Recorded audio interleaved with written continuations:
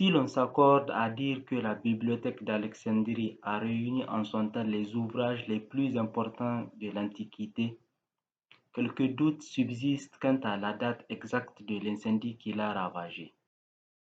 Par contre, ce que l'on sait de sources sûres, c'est qu'il n'y a eu qu'un seul ouvrage qui put être sauvé des flammes.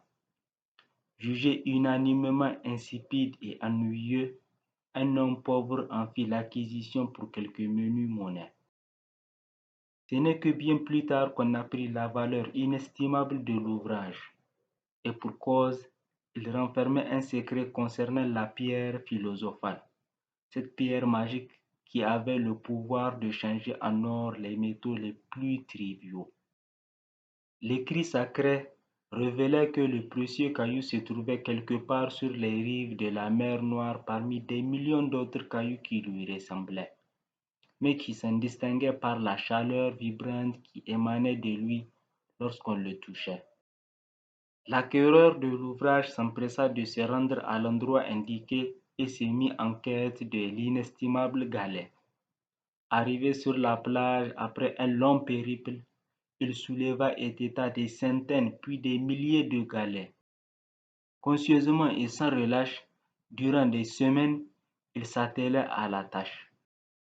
Hélas, la pierre philosophale demeurait introuvable et il commençait à perdre espoir jusqu'au jour où, un beau matin, le caillou tout chaud, qu'il n'attendait même plus, se présenta à lui. Il le prit dans les mains, mais comme son esprit avait déjà renoncé, il le laissa passer machinalement sans même s'en rendre compte. Le mois suivant, on apprit que le brave homme était décédé.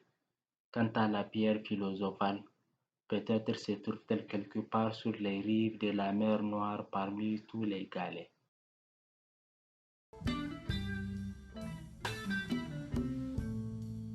Cette histoire nous enseigne qu'en dépit de la routine et des habitudes de la vie quotidienne, il convient de rester humain, c'est-à-dire vigilant et attentif à ce qui se passe autour et à l'intérieur de soi.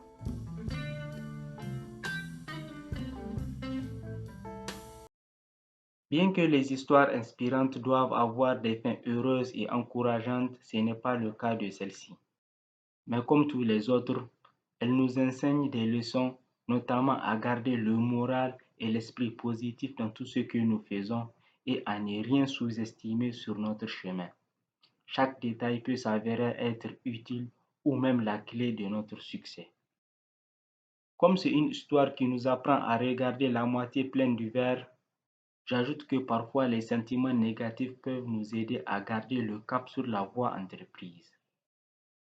Elle me rappelle d'ailleurs l'histoire d'un homme à la recherche lui aussi de pierres précieuses, qui au bout des jours de travail acharné, découragé et énervé, prit un caillou et le jeta avec une telle force qu'il se brisa, faisant découvrir à l'homme ce qu'il cherchait.